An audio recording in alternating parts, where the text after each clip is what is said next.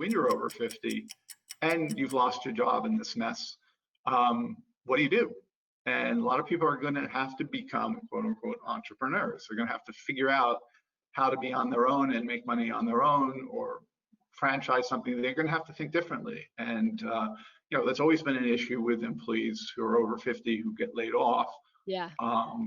But now we're talking about potentially millions of people who are going to end up unwillingly, voluntarily self-employed, or voluntary entrepreneurs, which actually a client of mine once said.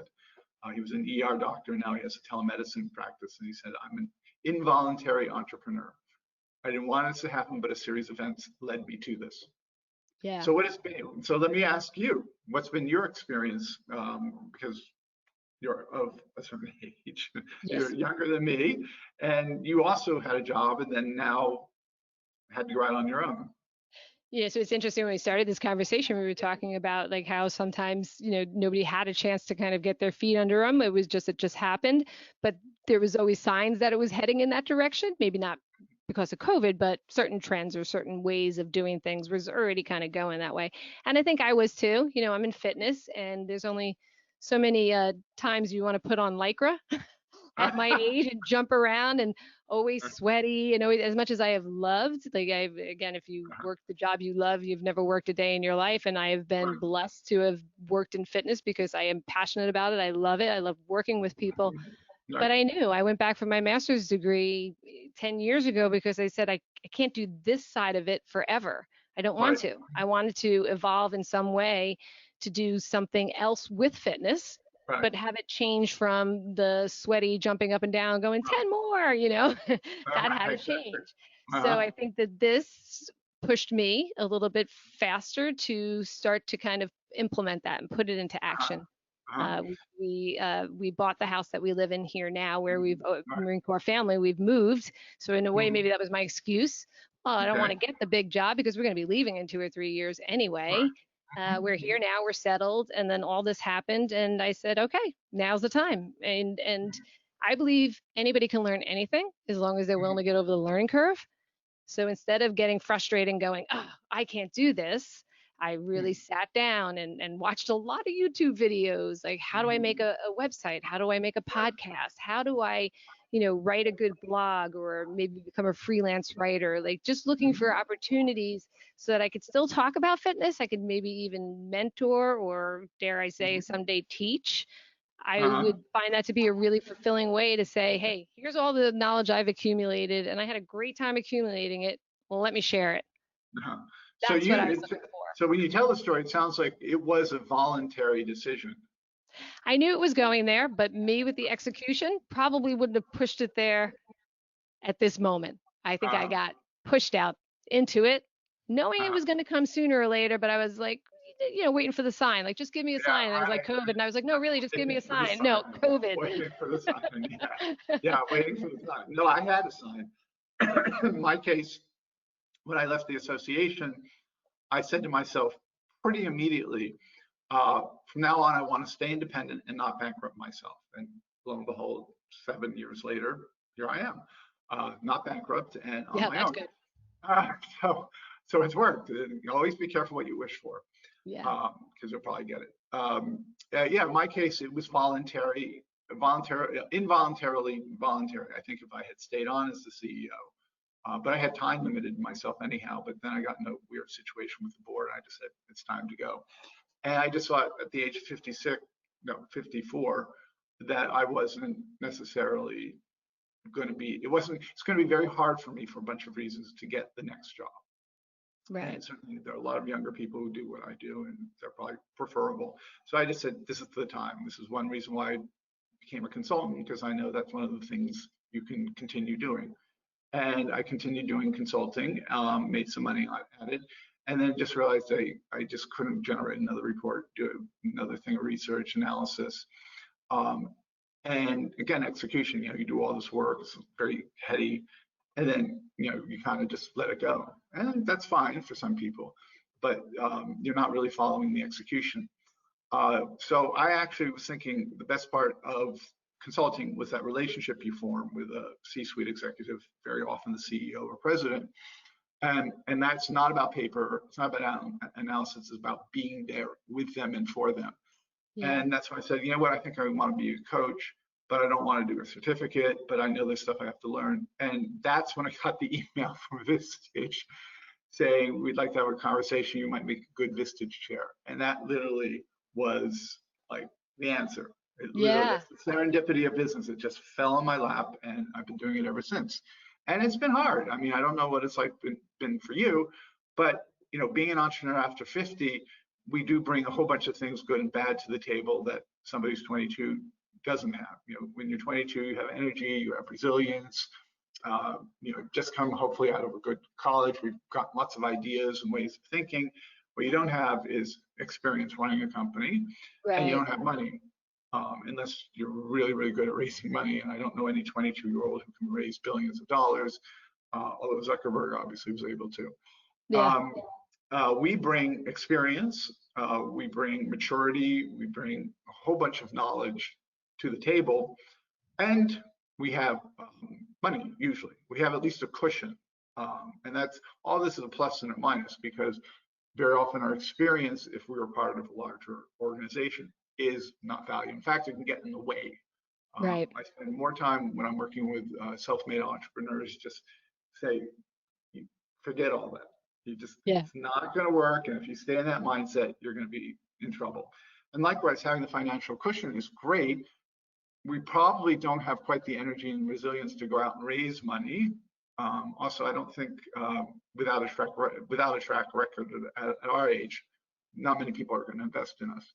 So Right. that financial cushion allows us to do it, but it also, at some point, because it always takes longer, that financial cushion gets a little tinier, and then you become more and more risk averse.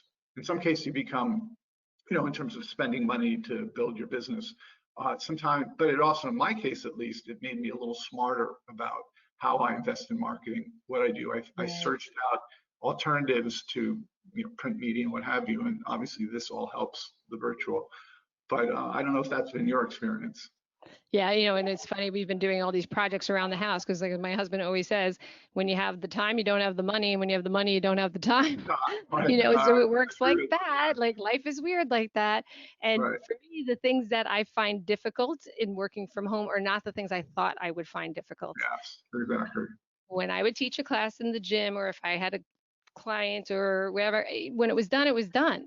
Maybe I would bring some files home and work on a program and stuff like that. But for the most part, I was, punching the clock, and then I was out and I was done. Right. And where now I built this down my basement, and I always have something to edit. There's always something that I feel like I should be doing. And Right. me, as an overachiever and somebody who always likes to get things done, I find it hard to kind of draw the line and say, okay, I'm done for the day. So Right. those are the things I'm trying to learn, are those boundaries of saying work is work, and then family time and downtime is important. Yeah. Otherwise, I would work straight through. Yeah, no, and quite honestly, I'm terrible at it. I have no problem working until 2, 3 a.m. I'm not much of a morning person, but when I do get up early, I get a lot done. And it's kind of random. I was talking about this with my group because everybody's working from home, and since I was the most experienced in the room from working from home, we talk about productivity. One of the downsides of productivity, so my productivity is definitely much higher, in some ways higher than when I was working for an organization. And I do a lot of thinking, sitting and thinking, which is a little hard to do in an office, just to sit back and think. I also take power naps, which is impossible to do. But the thinking is, I've got this task, let's say marketing a campaign. I know the technology, but I also know how hard this is going to be. And so I often, especially if it's something new, I'll just think about it, and I'll think of the process, and I'll think, how do I simplify it? I think, oh no, you don't want to do it that way. Maybe you don't use this software, maybe use a different one, so that when I actually do it, it's painless and it goes much, much faster. Right. I find in general, the tasks go faster. I can plow through things. The problem is sometimes picking myself up, going to the computer and doing them, as opposed to eating or something else. So that's that. But boy, some of these tasks they go so much faster and so much easier when you're not being interrupted, or you're not dealing with organizational stuff. And I like to think my creativity's not suffered, but I do think to a certain extent it has. I'm sort of an extrovert introvert, right on the border, and I do need ideas from other people to get myself going. So yeah, not having the energy of people around me definitely, sometimes deflates me.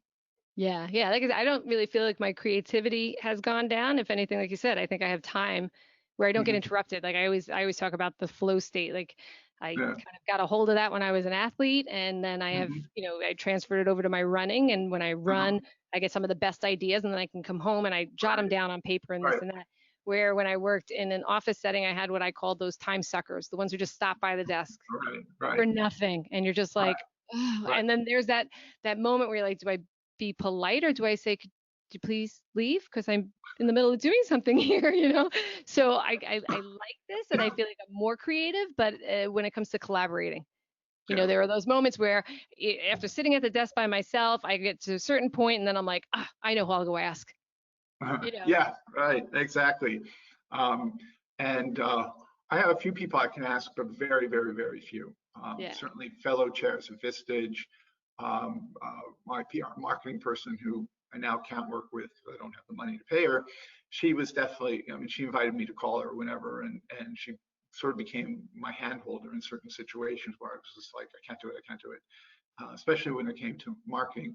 But there are fewer people, obviously, when you're on your own as an entrepreneur. I mean, leadership is lonely, and entrepreneurship is even lonelier. And we talked, you talked about the reasons why people will put themselves on a very dramatic fitness program, nutrition and Right. fitness. A lot of entrepreneurs come to me because they're lonely, because there's no one who gets them, no one that they want to spend the time getting them to speed about their business, whatever. Certainly not their employees, certainly not their board. I mean, there's so Right. much you can't talk about with your board. Your family has a different agenda. Um, who can they talk to about something that means something very important, which is their business? Yeah. So loneliness is often a high motivating factor among entrepreneurs when they come to me. Is they've got someone that they trust that listens to them, asks the right question, and is genuinely interested and knowledgeable about what they're going through.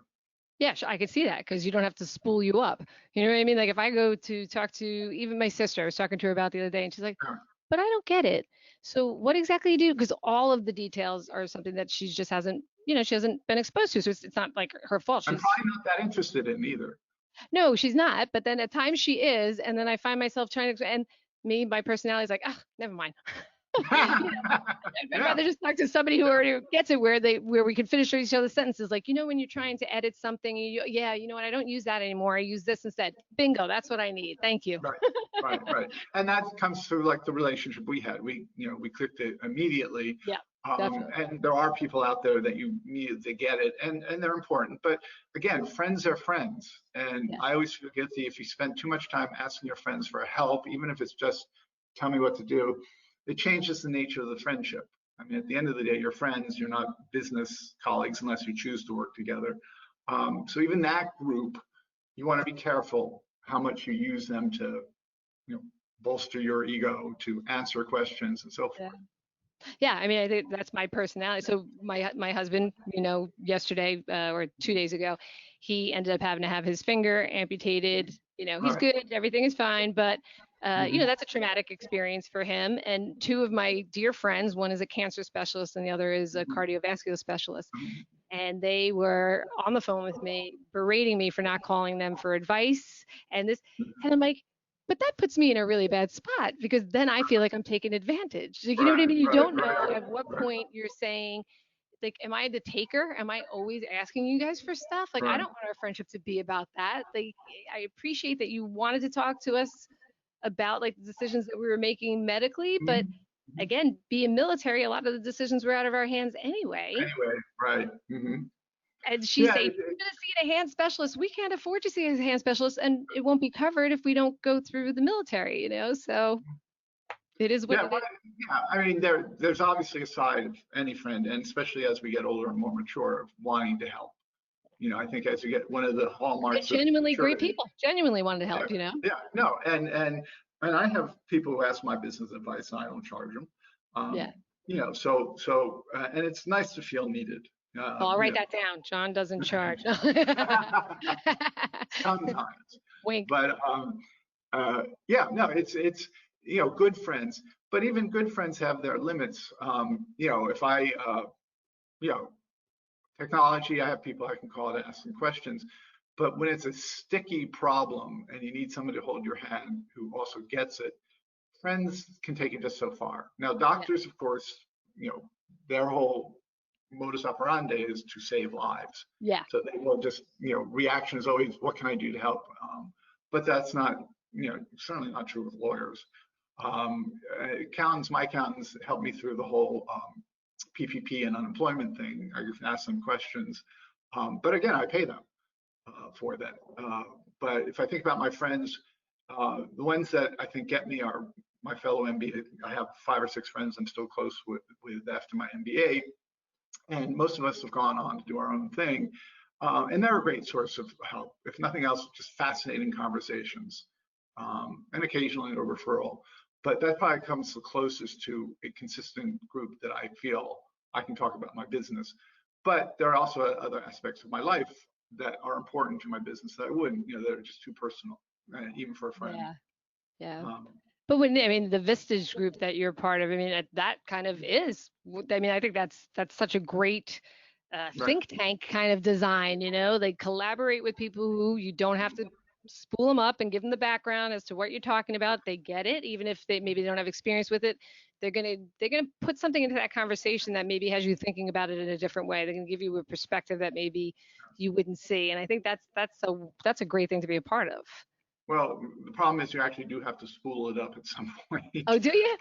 One of my oldest, who's been with the group the longest, actually was a founding member, said to me the other day, said, this is getting a little hard for me. We have so many new members. I have to go through the whole thing again, explaining my business, Right. hearing their business. But what he doesn't realize is all businesses, once you get past the technical side and what you're delivering, look the same.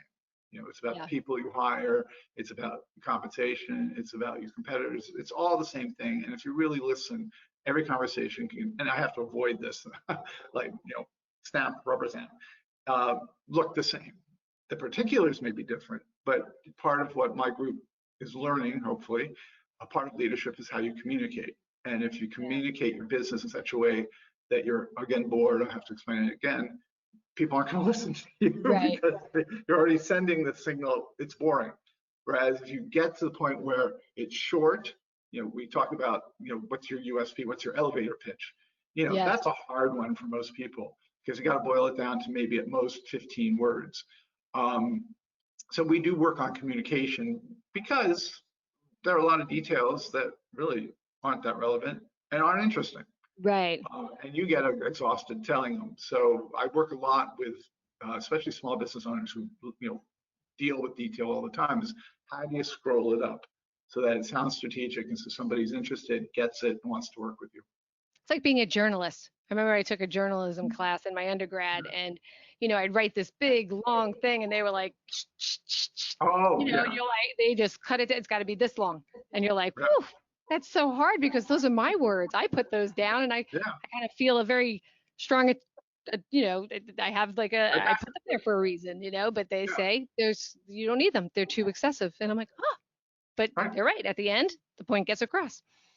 Well, my favorite definition of a writer, when I took some writing classes with a really excellent woman who was specialist in memoirs. I took it because of her, not because I wanted to write a memoir. I still don't find it that easy to write about myself.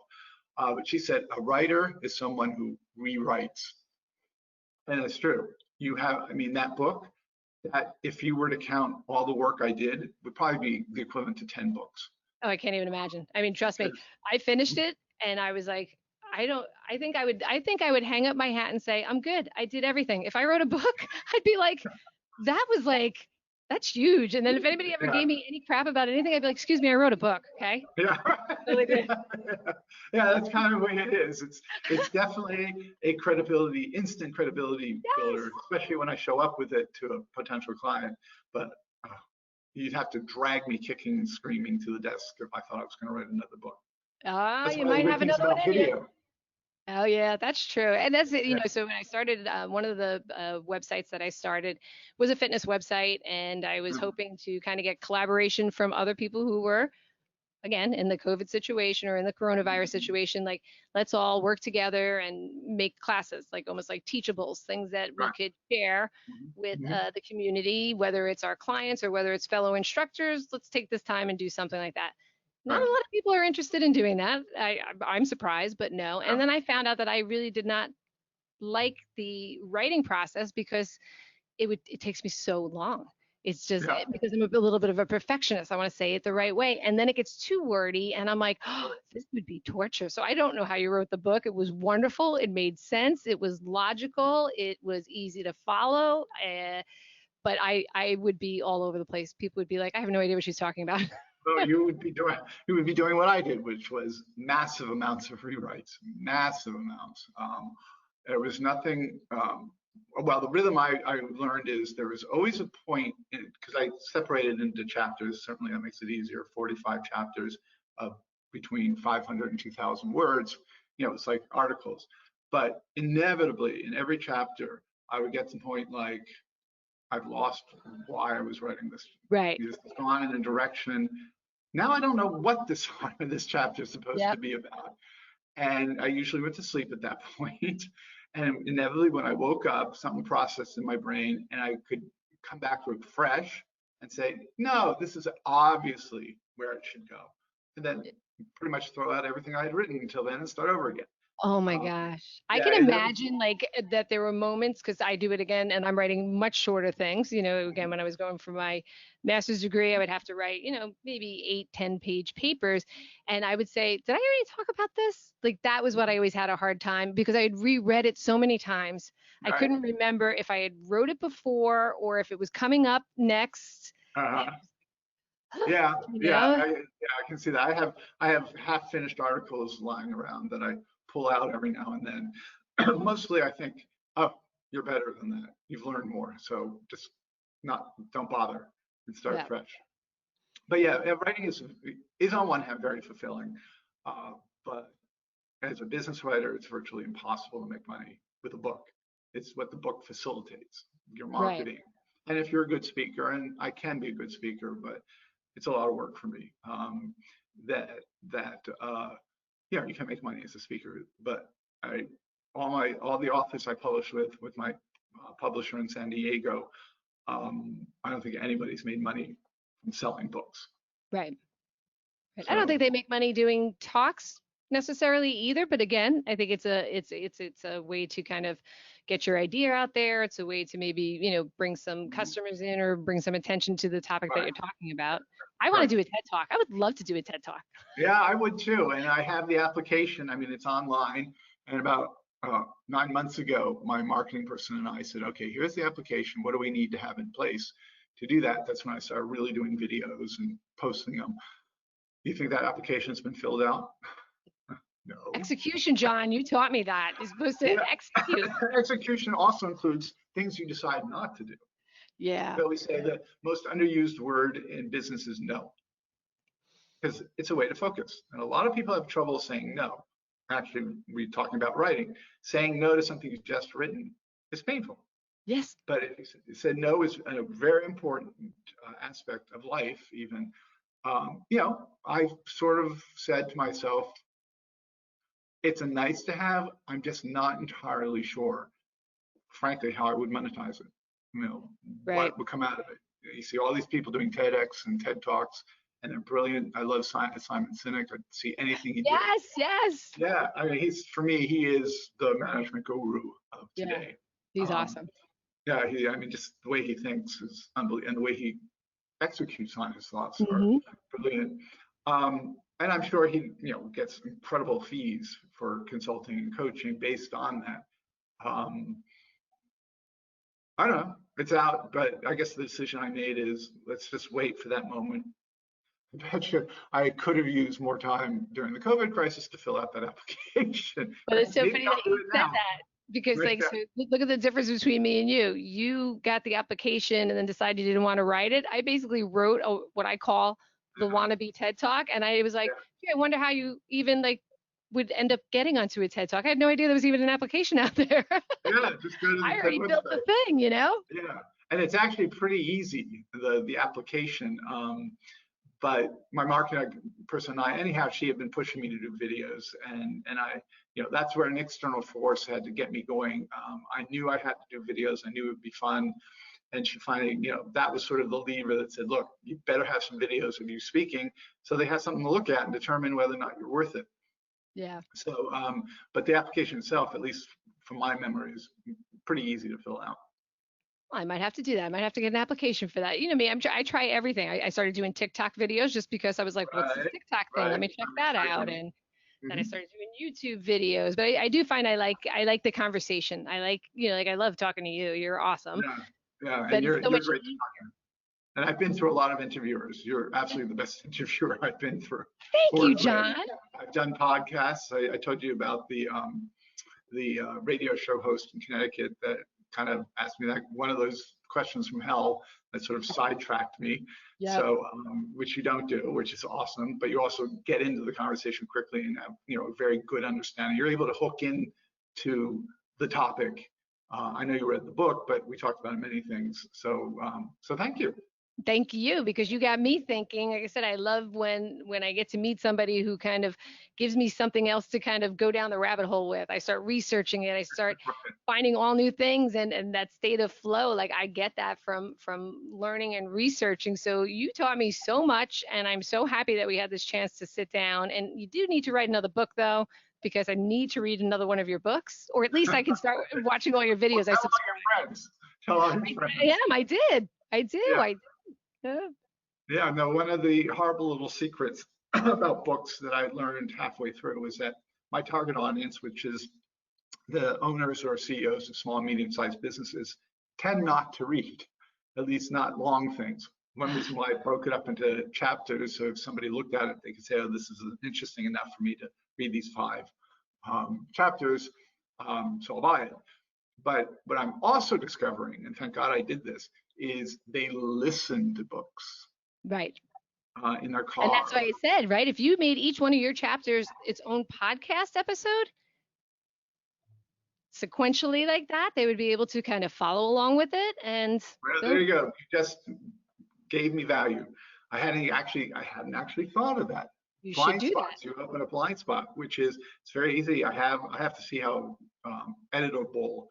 I think I have each section, which is long, that discrete. I don't know if I can cut it down into individual chapters, but yeah, there's absolutely no reason in the world why I can't take what I consider the most relevant, best chapters and throw them on TikTok and elsewhere. So guess what else I'm going to be doing? What? Is trying to figure out if I can edit those, because that's like a no-brainer. Yes. Just to take out a section, a chapter, I call it chapter of 3 or 4 pages is 5-6 minutes. And I could take a whole section, but that's going to be close to 45 minutes. But that may not be so bad. And then once a week, you go live and do Q&A as a subscription based. Right. That would be good. Which is one of those things that I keep putting off. Just again, it's probably more a question of, do I have the time to do that when my focus really is on recruiting people for my Vistage group. Right. But yeah, the brand building part is important, and I'm actually getting people who are talking to me because they've seen a lot of my stuff online. I had one guy say, oh, you're awfully well known. And of course, at that moment, I was like, that wasn't in the agenda to talk about, so I didn't actually ask him why, which was stupid. But again, blind spot. I had an agenda, and it was nice of him to say it, and I thanked him. But boy, would I wish I had asked that question. You should have chased him down at the water cooler. You could have done it back then, right? Right. Oh, wait, That's awesome. so I have one last word of wisdom, which is be careful of the rabbit holes. Oh, trust me, I know. I've been down enough of them to know. And again, the insanity part of doing it over and over again, that's what I do, because I get genuinely interested in something, and then it just takes off, But again, I store it back here, and Right. sooner or later it becomes something that I get to kind of pull out and say, that fits here, And now's the time to use it. Yeah, no, that was one of the problems with writing a book. It was a bunch of rabbit holes. Yeah. And again, when I write, I wasn't making money. So instead of going out and doing what I should have done, I was writing a book. And it was immensely fulfilling. It was very difficult, but again, we need, no pain, no gain. But boy, the rabbit hole I went down, it was painful. But that's like the most creative procrastination I've ever heard of. Yeah, I feel good about it. Yes, like even editing a video is very relaxing. I feel good about it. Something's going to come out of it. But I could be on the phone talking to potential clients instead. You know what I mean? Yep. Yep. So, See, that's it. Spending time wisely, right? That's the right, biggest commodity right now. Everybody wants time, and what to do right. with that time so that it turns into something that I say to my kids, like, put the time in now so that then when you're my age, yeah, disruptions are going to happen in life. But if you did the time now and you got rid of all the clutter that's going on around you that could distract you from going to school and doing good in school and figuring out Yeah, what you want to be, you'll reap the benefits of it forever. And I yeah, wish somebody grabbed me by the shoulders when I was that age and said the same thing to me. I don't know if I would have listened, but yeah, it's good advice. It's good yeah. advice. But that's also, I guess we can close with this, with my definition or saying about entrepreneurs. Entrepreneurs are people who do the work in their 20s that no one else wants to do, and have the life in their after they retire or after they sell their company that everybody else wants. Yes. Yes, that's a beautiful ending. And I'm going to Mhm. say to all of our listeners, thank you for listening today. Please go out and get the book, Owning Tomorrow, The Unstoppable Force of Disruptive Leadership by On F.Furth. F.Furth, and visit his website. You will get a bunch of resources and you'll probably go down the rabbit hole because I did, but that's not always a bad thing. I Yeah, will watch it in the future. But John, thank you so much for taking the sure. time to talk Thank today. you. Yeah, I enjoyed it. Great. Thank you.